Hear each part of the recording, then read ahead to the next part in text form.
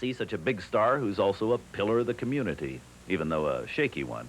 The tower welcomes nearly 4 million people a year to the lot for the world-famous Universal Studios tour. The Universal lot is steeped in film history. One of the earliest horror films made, and one of the finest which set standards for the genre, was the first version of The Phantom of the Opera, starring the man of 1,000 faces, Lon Chaney Sr. And who can forget Dracula in his Transylvania digs, or Frankenstein or his bride in their one-tower condominium. The epic Spartacus, where thousands of extras stormed up the hills of North Hollywood, to the sugar-coated double entendres of the Doris Day, Rock Hudson pillow comedies, to the high drama at 40,000 feet in the Airport series.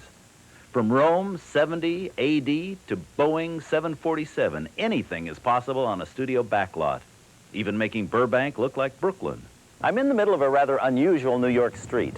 It's unique not just because I'm not being run over by a lot of New York cabbies, but you see all these magnificent brownstones and shop fronts are fake. They're just facades. You've seen them hundreds of times in a lot of television and movie shows, episodes, done here at the Universal lot, Universal City in California. So just like its namesake's reputation, well, this is a nice place to visit, but you wouldn't want to live here. As frightening as the streets of New York, or as scary as the Old West may be, there's a place here even scarier. You're looking at what is perhaps the most famous haunted house in movie history. Here, the owner of the Bates Hotel lived a double life, surrounded by his stuffed animals and, of course, his stuffed mother. It's the house from Psycho, and it's currently being used to film Universal's sequel to that thriller, Psycho 2. And even though it's just a movie set, I don't know, it still kind of sends chills down your spine. However, there are some normal domiciles here on the lot. Down there is Amity Lake, created for Bruce. You remember him. He was the large fellow with the big mouth in Jaws. And over there is Robin Hood's estate, and some very familiar homes of illustrious television families. This street on the Universal backlot is synonymous with families. Across the way, you can see the house where John Forsythe started an earlier dynasty as bachelor father. Next door is the Munster Mansion. And I'm standing in front of Marcus Welby's Healthy Hacienda. He bought it from Ward Cleaver when their series got the axe. Apparently, Ward didn't want to leave it to Beaver. Could Universal founder Carl Laemmle have begun to realize just how popular his family attraction would become?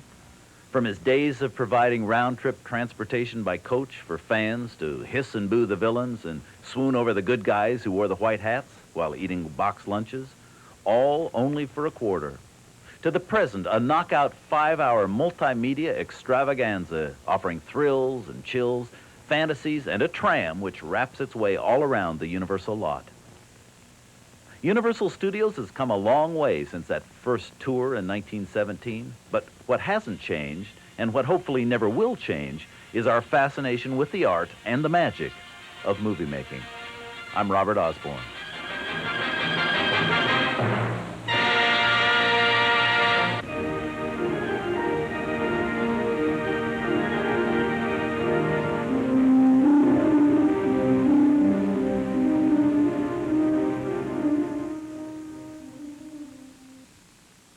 Here's a look at the fantastic lineup of movie entertainment coming this March on Spotlight.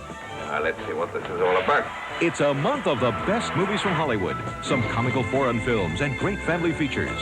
There's little movie gems that you'll treasure, plus a week with a comedy great and a festival with the funniest of them all. There's entertainment variety for everyone this month on Spotlight. That's great. There are movies of the highest quality, like this Academy Award-winning Best Picture. I believe in the pursuit of excellence, and I'll carry the future with me. Chariots of Fire. And for foreign films, there's a French farce that'll keep you hanging. It's the hilarious Pain in the A. Then, Spotlight's little movie gems command your attention, like this story of a fanatic religious cult. Bring in the money. Stay awake. Smash our tape. It's salvation at a price in Ticket to Heaven. And for the family, Spotlight has a few heavenly selections. It's about the cove. It belongs to Dad and me. In this tale, Donald Pleasance knows the secret of Malachi's Cove. Plus, in March, Spotlight's got the film festivals. One thing I do well, let's not tamper with it. It's a week of Walter Matthau at his best in Buddy Buddy, House Calls, I Oughta Be in Pictures, and more. What have I done to deserve this? It's a Walter Matthau Film Festival. Tonight is one big round of laughter. Then the March laughs continue with another comic genius who, like fine wine, gets better with time. Exquisite. It's a vintage Peter Sellers Film Festival. 10-4 there, priest. This is the Spider. How about giving us your call letters? And you'll be hollering a big 10-4 to the movies trucking your way in March. So join in the party and have a rip-roaring good time with Spotlight's Good Old Boys Film Festival. Come on along for the best in movie entertainment this March on Spotlight. Spotlight presents a Walter Matthau Film Festival featuring I Oughta Be in Pictures, Buddy Buddy, Bad News Bears, House Calls, and First Monday in October. When you think of Walter Matthau, you think of comedy. But in his early years, Matthau was continually cast as a heavy. It was Neil Simon who saw through his tough New York exterior. He wrote the Oscar Madison character in The Odd Couple expressly for Matthau. Matthau has since played in 5 films written by Neil Simon. These have been characters which came easily for Matthau.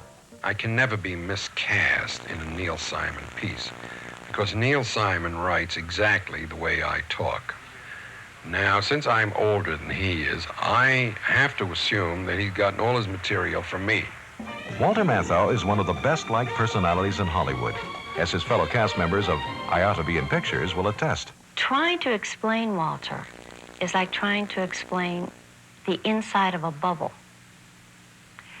He is strong, yet soft. He's one of those rare people who can condense a whole paragraph with just one look. What's amazing is that he makes it all look so easy. Walter Matthau tells a lot of jokes. Some hit, some miss, but basically it's very entertaining all the time to be around him. Be careful because he likes to pinch your cheeks and lick your face a lot. I Oughta Be in Pictures offers a unique insider's view of the Hollywood scene. Matthau plays a screenwriter like the film's author, Neil Simon. Considering the Simon-Matthau chemistry, it's a good bit of casting. Spotlight now proudly presents Walter Matthau in I Oughta Be in Pictures. Following movie has been rated PG by the Motion Picture Association of America, and parental guidance is suggested.